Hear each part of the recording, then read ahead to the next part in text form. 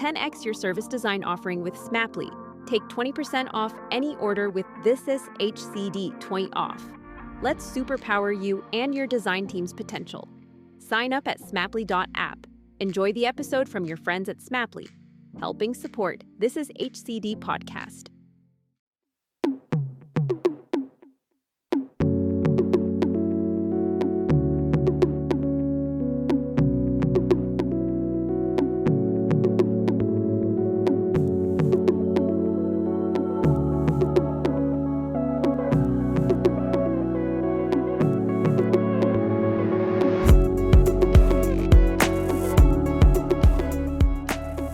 Welcome to Bringing Design Closer. Our goal is to have conversations that inspire and help move the dial forward for organisations to become more human-centred in their approach to solving complex business and societal problems. Now, before we jump in, I have a favour to ask. I've been creating content, as I've mentioned before in previous episodes, for over 5 years, all for the love of sharing knowledge to the global design community. Now, if there's one thing that you can do for me and for the network, is leave a review, preferably a 5-star one, as it helps grow our community and every little helps. Now, even if you don't leave a review, if you find it too difficult to do that, you can go one better by telling your friends or your colleagues all about This Is HCD, the podcast and the trainings as well, available at thisishcd.com. Now, in this episode, I speak with Peter Lofgren, a long-term friend of mine from Australia, who's now the head of design for Service New South Wales. We chat about design at scale and what this means, and how Peter has approached his work across several large organisations and roles that he's held at Atlassian, ABC, which is the Australian Broadcast Corporation, Westpac Bank in Australia, and now Service New South Wales. So let's jump in. Peter Lofgren, a very warm welcome to This Is HCD. How are you doing? I'm pretty good. How are you, Gerry? I'm not so bad. We've been speaking for the last 30 to 40 minutes, catching up. For a lot of the listeners out there, I've been friends with Peter for a number of years. Peter arrived in Australia. We were just chatting there 8 years ago. And, I did meet him off the plane, but I met him shortly after it. And we became friends over those years. But Peter, for anyone listening today, maybe tell them a little bit about yourself, where you're coming from and where you're currently working and what you do. Yeah, thanks, Gerry. I'm from Finland, therefore this beautiful rally driver accent of mine, so that's the reason. We have been around in Australia for 8 years, in Sydney primarily, now currently on the Central Coast, which is, for people that don't know, it's kind of like a hour and a half train ride from Sydney. Yeah. Currently the role that I occupy is head of design in Service New South Wales digital division. Mm-hmm.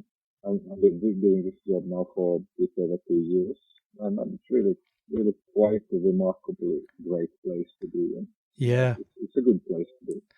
For anyone who's not familiar of how Australia is set up, Australia has got many states. New South Wales is the biggest state, I believe. I think it is. Maybe WA might give it a run for its money. But in terms of how Service New South Wales sits within government, maybe you could tell us a little bit more around how it's structured and what kind of services it provides to the people of New South Wales. Yeah, absolutely. Yeah, New South Wales is one of the states, and there's multiple then agencies, like government agencies within the state. And Service New South Wales, we started a cluster called Department of Customer Service. There might be too much detail in all this, but it is anyway. And it's a cluster, mega cluster of agencies, but it also then works with other agencies outside of the cluster. Agencies like Transport, Office of Sport, Fair Trading, Revenue, Department of Communities and Justice. These are typical things. And what our customers, the residents of New South Wales, come to us for is, for example, to renew a driver's license or do a registration of a car. Yeah. As a couple of examples. And the value proposition of Service New South Wales especially is to be the front door to government services on a state level. So there would be one place people go to in order to get these type of services from from New South Wales. Okay. So that's basically kind of a bit of an overview. Yeah, it's a bit like gov.uk in the UK for people in New South Wales, effectively, because New South Wales, and I've just done a bit of a Google there, and WA is definitely the biggest state in Australia. For anyone listening there, and they were shaking their heads at me, WA is definitely the biggest state in Australia. New South Wales, I think, is the second or third. No, it's the fourth, believe it or not. Queensland, South Australia, and then New South Wales. So we were miles off, Peter. But tell us a little bit more around the team that you have within Service New South Wales, and how many people, and what kind of disciplines you have within the team. Yeah, happy to do that. And by the way, Service New South Wales is an omni-channel proposition. So it also has, like, in comparison with UK, the similarities there, but we also have, like, we have shop fronts. People can walk into the service center. Yeah. Yeah, and then they can also call, of course. Yeah. And so it's a true omni-channel environment. We also have even these mobile service centers that we can roll up for places that don't have fixed, but we can do them during different prices, or then we can just, like, into rural areas, we can also roll this out. I do remember that. I remember it was always a good experience. There was one in, I think, Kent Street, maybe not Kent Street, I'm forgetting, George Street maybe in the city, in Sydney. And from a service design perspective, it was always a great place to go and just experience it, because that whole omni-channel experience in one physicality was always, a really positive experience for me, because you just knew the same place you had to go and get your rego sorted, or if it was something to do with your license, whatever, you could go to that one place. So it's good that you pointed out the omnichannel experience. And speaking of the service design aspect of your role within Service New South Wales, I just want to give a big shout out to the team at Service New South Wales, because you just won a huge award, and it's testament to the work that's going on at Service New South Wales from good design. So congratulations to you and the team, Peter. Yeah, thank you. I really appreciate that. Yeah, it was really good. I'm really happy for the team. And it was a cross-functional effort. It wasn't only about design. It was also about, like, working across the different disciplines, not only within digital, but as I said, also across the service centers and the call centers and the like. But yeah, we received a good design award, Australia, in the service design category, so got the gold award there. Awesome. And it was for something called Diamond Discover. And it was an interesting and quite successful initiative that we put together very quickly, because this was on the backside of the COVID, the pandemic, and then we wanted to, like, the government wanted to start to stimulate the economy again. Yeah. People out and moving and going into restaurants and cafes and also, like, doing entertainment, going to Luna Park. You probably remember Luna Park, these kinds of things. So then we made vouchers available for people, the residents of New South Wales, and you could get those vouchers through digitally, obviously, and then you would have them available in a mobile device. Okay. You could go into a service center, then you could get the same voucher in a print form. Right. As well. So we really, really worked on the end-to-end experience. And it had never been done before. It was the first time ever we did anything like this. I was going to say, I hadn't heard.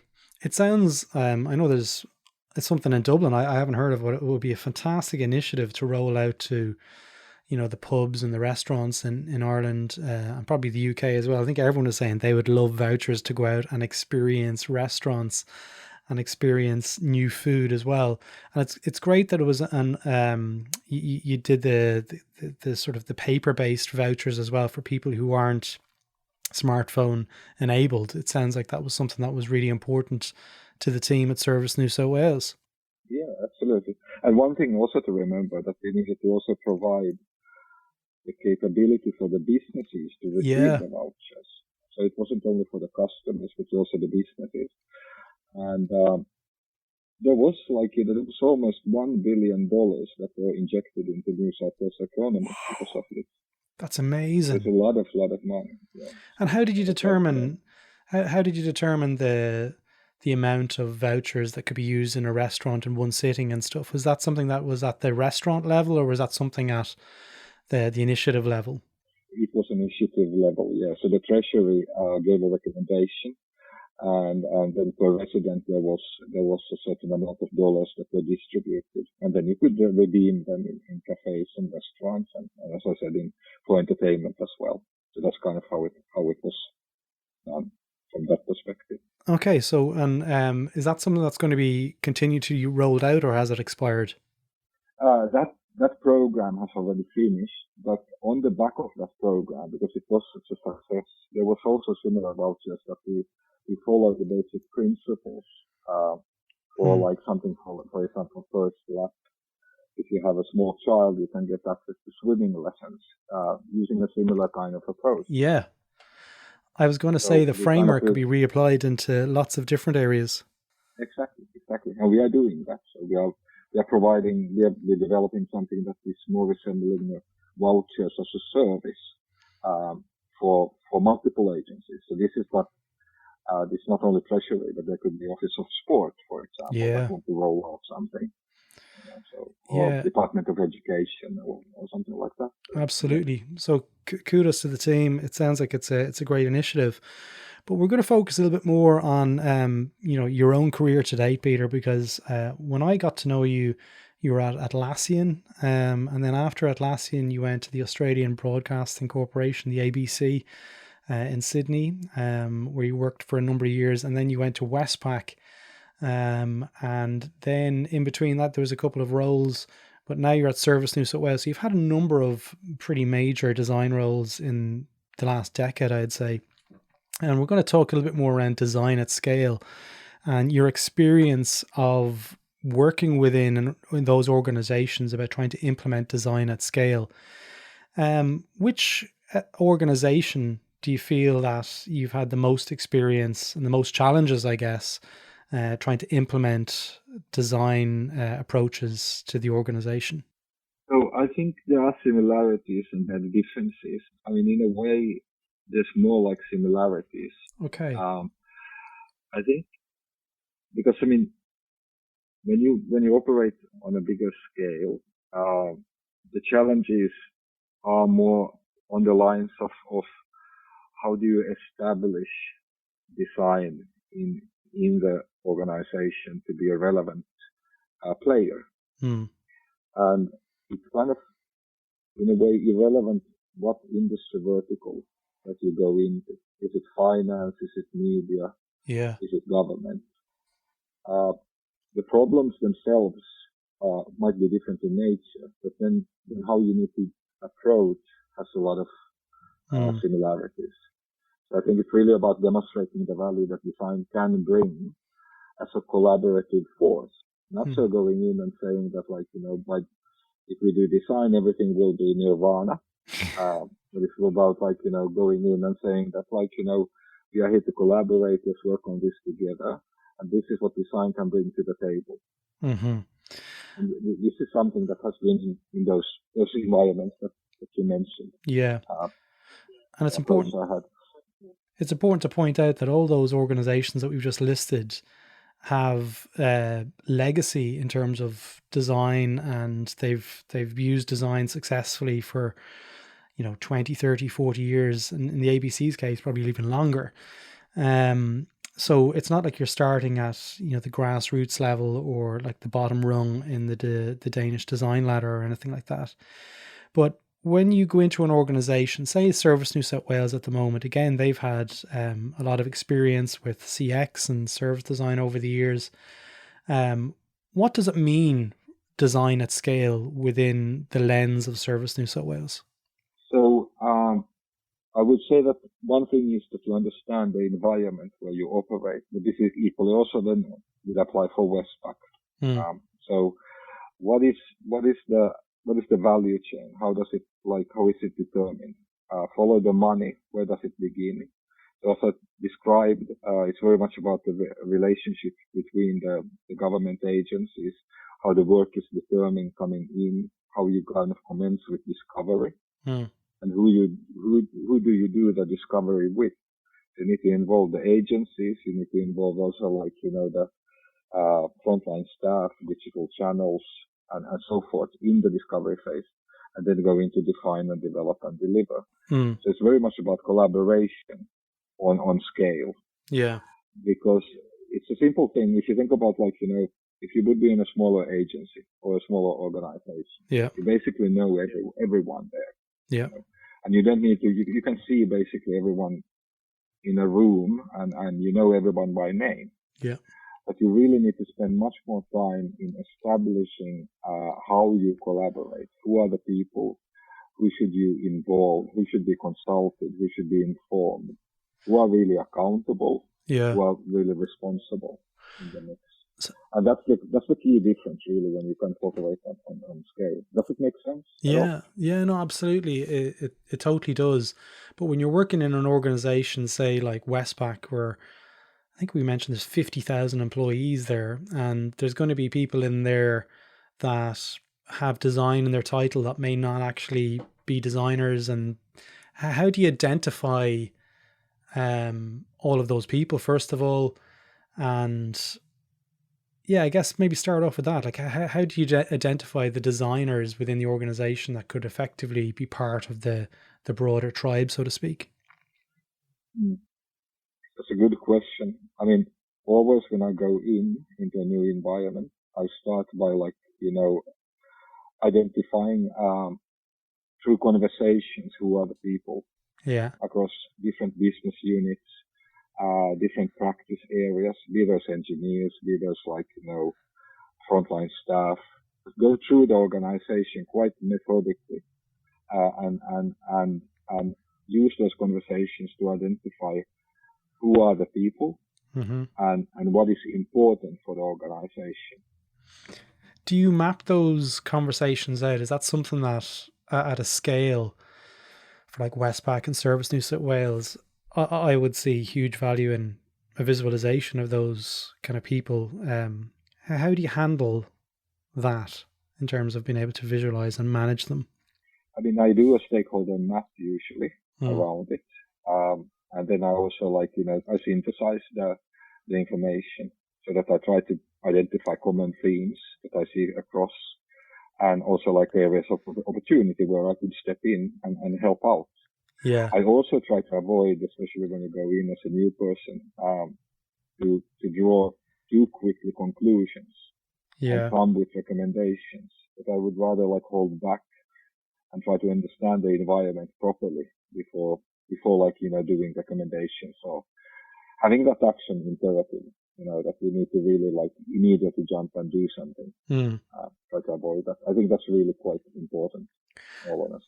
Have you any experience of working with organizations who they may believe that they already have design at scale, and you're coming at it from a different perspective where you may feel that, you're at a different level to them, where they perceive they're at versus where they're actually at? Yes, I would say so. It's a bit of a trick question. Yeah. So, I mean, you could turn it around and ask yourself the question: are there many companies today that say that they are not customer-centered? Yeah. Everybody says that they're very much human-centered or customer-centered. But then when you double-click and you go in, and then you start to ask questions that, when did you actually conduct research with customers the last time? Yeah. Or when did you meet with a customer? Or what is that based on? Your assumption that we are talking about, is it based on insights of some sort? Or a poster on the wall. Exactly. That's right. Yeah, exactly. It's too often that, the cool offices and the cool posters on the wall that tell the people that are working in there and the values that they're kind of meant to live by, but they're actually not really doing it often enough is a huge thing. One of the things about design at scale, Peter, and again, you may have experience with this or you may not, but the lens of growth within design is a huge issue that I feel isn't given enough credence in terms of how you use design to basically stimulate innovation for capital gain, So when you're working in places that are banks, their main sort of focus will be on generating money, obviously, because they're a bank and that's what they do. But when you're working in a Service New South Wales environment and you're working within government, the values kind of shift a little bit. How do you feel the kind of principles of design at scale shift between those two kind of different types of organizations? So I think it's always quite important to go in and try to identify what is the true currency, what is the real value, how the organization really think is the primary reason why they exist. And to give an example of this in certain media landscapes, you look at ratings, how many people actually watch television. And that can be also an interesting currency, especially from digital perspective. Yeah. This is just one example. And then when you go into the finance industry, it's pretty straightforward in a sense because it's still the revenue. That's the the ultimate objective there. Yeah. Then when you go into government, then you can start to think about what could be the currency over there. Is it customer satisfaction? How do you determine that? Or is it political currency? Is the political benefit the currency? What is it? And it takes some time for you to understand that. And usually there's one key thing here. There could be multiple, but usually there's one thing. And once you kind of identify that, it's easier for you to operate. Yeah. That's kind of the petrol of the organization. That's the thing that keep people ticking. Really. Okay. It's interesting. When I'm thinking about design at scale in places like Service New South Wales, how do you measure improvements and how do you measure the North Star, so to speak? I know you mentioned there a little bit more around the currency and stuff like that, but how do you know that incrementally you're getting closer to those goals? So we have a very good reputation in Service New South Wales for delivery. So we are quick to deliver. If there is a flood, if there's a bushfire, if there's even a pandemic, we are expected to quickly react to those situations. So we get actually help out there to people. So in that sense, we are nothing else in government. Because government at times has a bit of a reputation of being quite slow. So I think that's a key value. Yeah. And then there also of course, the quality that we actually truly help people in those situations. It's extremely important for us as an organization. Yeah, and I mean that's something that's a purpose really, and I think organizations require that purpose. They do. And the more the purpose is genuine, the more people are willing to also go the extra mile.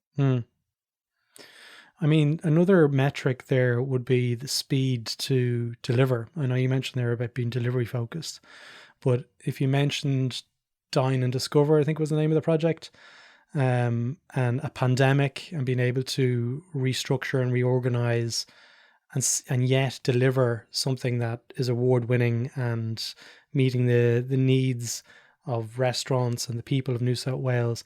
I think the speed and being able to respond to those new challenges is a huge metric that is testament to the work. I mean, that's a huge, powerful indicator. It is. But then we also need to remember that when you deliver something, it's only the beginning. So then you need to take into consideration, then you have iterative improvements. Yeah. We're still talking about agile delivery. We're talking about product design and delivery. So once something goes out to the market, we're also looking at how it is performing in the market. Yeah. And then based on that, we also they're rolling out new releases on an ongoing basis. Yeah. And this happens in multiple channels at the same time. So we are really paying attention how we are performing in the market. Yeah. As well. But the primary is that we get something out there. And that's excellent, because too much of design, I feel anyway, and I've had some conversations about this recently with Ricardo Martins in SCAD, Savannah College of Art and Design in the US, is around the implementation of service design projects and the implementation of design within the organization. So let's talk about the Dine and Discover project, because, you know, as designers and as organizations, we love the shiny new thing. We love, you know, creating and building and releasing these new things. So with the Dine and Discover project, you know, the design team was involved with that. They co-created, I'm sure, many parts of it, and they released it out into the market. What role would you have in enabling the iterative process moving forward? Like, what kind of key hires, what kind of people did you have to bring into the project? Like, for instance, product managers or whatever it was, to manage that moving forward? I mean, they were like, you know, we must remember that this is very much a cross-functional effort. Yeah. So it's not about design alone at all. Yeah. It's really about desirability, viability, and feasibility, and getting those people together. So there was a lot of very clever engineers, very clever product managers, and designers involved. Yeah. And there was like a upfront piece, which was about to discover, really understanding, going deep quite quickly on are we approaching the problem space in the appropriate way? Yeah. You know, understanding, is this the right design? And in that stage, there were more service designers, and we got product designers more and more involved with it as well at the same time. And product management, and there was also technical people looking into it. And then once we had like a bit of a confidence around it, then we started to look at, like, you know, how do you actually then build something like this? And now you need to remember one thing. There's all sorts of things involved here. There's multiple channels. There's a chatbot. There's mobile. There's web. There's also, like, you know, proof of identity. There's a My Account, you know, integration that needs to happen. So altogether, there was, like, you know, many product teams involved in the end-to-end Dine and Discover customer journey. Okay. And as I said, we were not only, like, you know, looking at customers, but also businesses. Yeah. And then we had the additional channels on top. So it was quite an orchestration, basically. I would say so. So with this project and it being so successful, and we mentioned about how we can reuse those patterns into other industries. You mentioned about swimming lessons and so forth. There's a huge opportunity there for the organization to capitalize on that excellent discovery piece and that excellent implementation piece. What role would design have moving forward? Would the same designers be involved throughout this, or are they removed from that project and put on other projects? What does that look like in terms of Service New South Wales? So if you think about it from the customer journey perspective, you still have product teams, as I mentioned, that would be, like, you know, responsible for proof of identity. Yeah. So proof of identity needs to still happen as part of a voucher's journey. Yeah. So if it's a new type of a voucher, like, you know, as I said, first lap, you still need to do the POI. But that product team then improves their roadmap, and that feature set will be applied then to that customer journey. Okay. New feature set. So that's kind of how the orchestration happens. Yeah. So, and then you have the end-to-end vouchers roadmap on top of it that takes all of these product teams into consideration and what they have to have, what they have to offer. Nice. That's basically how it kind of, like, you know, works. Yeah, absolutely. I'm sure there's a huge case study to be done in the behavioral changes as well, and the benefits to the businesses and the benefits to the economy. There's different zoom levels that we can apply here to how we would evaluate that single initiative. But yeah, it's super interesting. But just going back to the design at scale conversation, what does it look like from an executive level in terms of and this is from your perspective, looking at executive levels, what kind of indicators are you looking for when you're trying to drive design at scale in an organization like Service New South Wales? I'd love to hear your thoughts on that. So I suppose it's a question of the buy into design, Yeah. in the sense that is it considered to be decorative, or is it something that is more strategic in nature? And I would still say that there's very few environments where kind of more strategic design is really considered properly. Yeah. So it's somewhere probably on that Danish ladder in the middle. And I don't think we ever can, you don't come to a set table. And especially also like when you kind of come into a role like mine, you need to also look at the environment and adapt to the environment and see where does it make sense for you to start to play. But if I would say that, like, one thing that I would look at is how genuine is the customer attention to the customer and the customer value delivery. So is it only skin deep? Is it only like superficial? Try to understand what kind of initiatives have been done around this. Is there research? Is the research done on a regular basis? Are decisions made based on evidence that is based on research? Yeah. These are the things that really indicate to me where, as a design leader, you should step in and start to influence. Yeah. And with those conversations, Peter, it can be quite hard to approach them due to the power structures and the hierarchy and the legacy that they may have within the organization. What role would you have, or just the organization have, in educating and training those executives to be able to make those objective decisions around design and innovation? So, I mean, it can take many shapes and forms. I mean, usually you establish a relationship with a fellow human being, and then you start to talk about things from your perspective, and you try to understand your colleague also. What are the things that this person needs and appreciates, and then you can start to talk about the things that you can bring to the table. Yeah. And then if you would do something on a bigger scale, if you look at the whole organization, so what I have done before, not by any means only by myself, but with the team, is that we have had design immersions for the whole organization, where you kind of look at the organization chart and you ensure that you bring people in from the different divisions, the different P&Ls into the immersion, and you expose them to customers and customer research.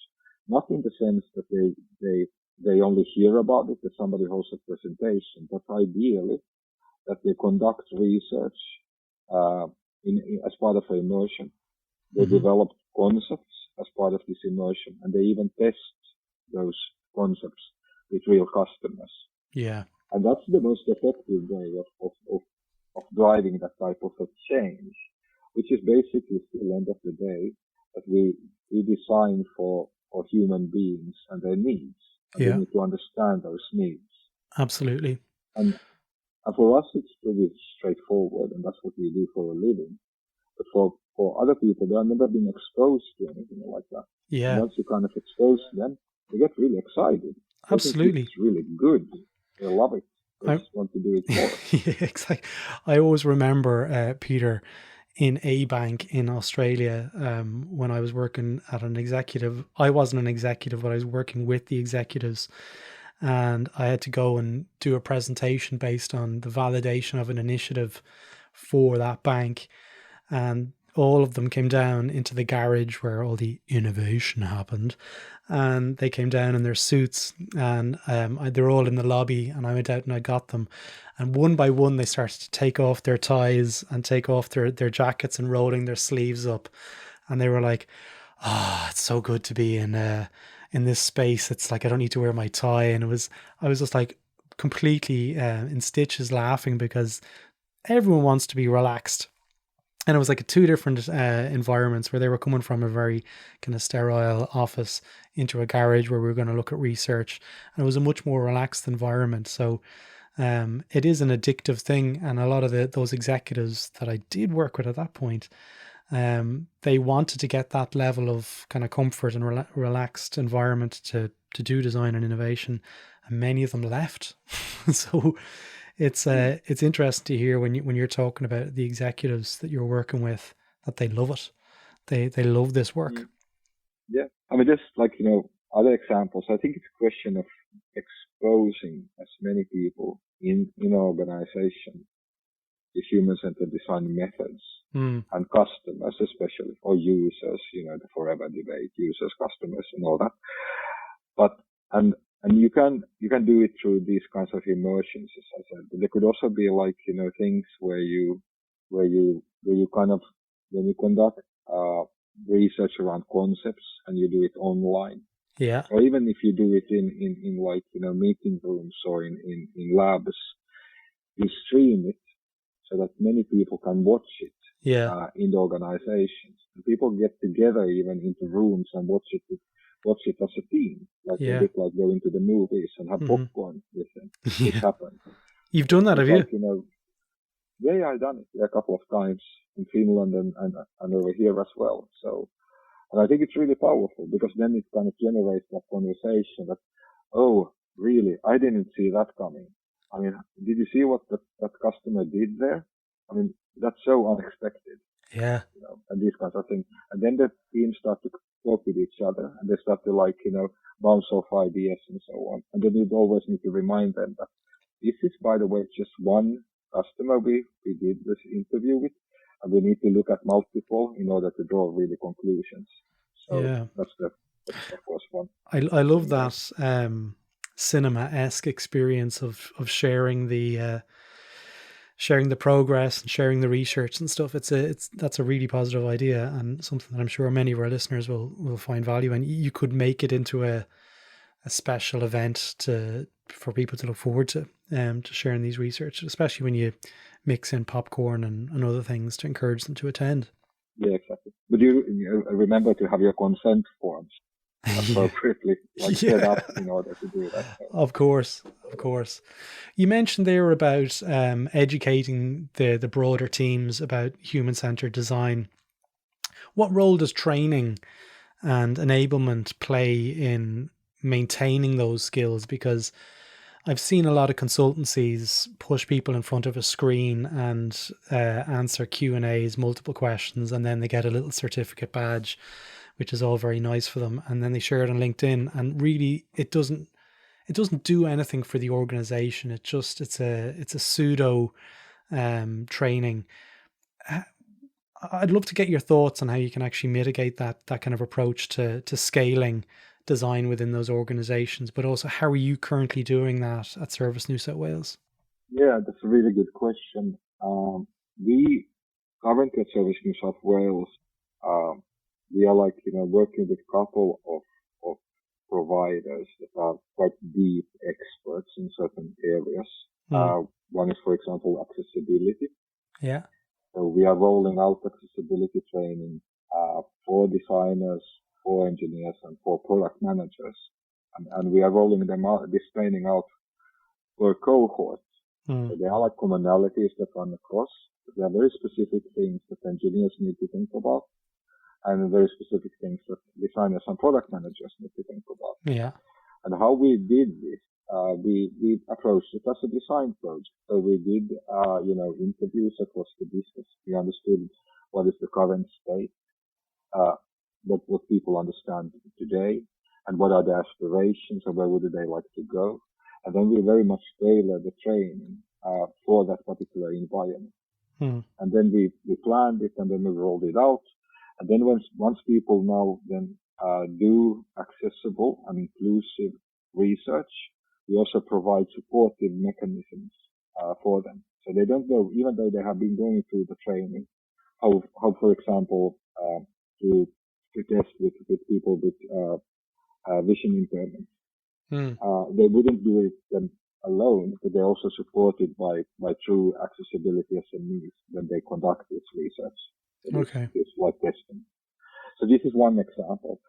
But it's hard work, and you need to do it like, with a more determined mindset. You shouldn't approach it superficially, but you should, when you do training, especially on scale, understand the problem space first. Don't just take something off the shelf and imagine that it works, but try to first understand the environment, and then you create a tailored experience, a learning experience. Nice. That would be my advice for it. Yeah. And we are doing the same thing, not only for accessibility, but we also doing it for evidence-based decision making. So both from quant and qual perspective. Okay. So we are working with a good service design organization, as well as one of the tech giants, more from the quant perspective. Yeah. And we also working with workshop facilitation. So how do you plan for workshops, and how do you facilitate them effectively? Yeah. And we also providing this type of training at Service in South Wales. Nice. Well, look, Peter, I've had a great conversation with you today, and I want to thank you for giving me your time and energy and your openness for answering a lot of those questions. I'm sure the listeners will have great interest, and some of them may have questions for you. So if they do want to reach out to you, what's the best way for them to get in touch with you? LinkedIn, probably. Yeah. Is the place. Okay. Yeah. So I'll throw a link to your LinkedIn in the show notes. And stand by, because I'm sure there's people going to be asking you lots of questions about your wonderful experience. And again, congratulations from everyone here at This Is HCD on the Good Design Award. Thanks for your time. Yeah, thank you, Gerry. It was a pleasure talking with you, as always. Really enjoyed talking with you. There you go, folks. I hope you enjoyed that episode. And if you enjoyed it and want to listen to more, why not visit thisishcd.com, where you can learn more about what we were up to and also explore our courses whilst you're there. Thanks again for listening.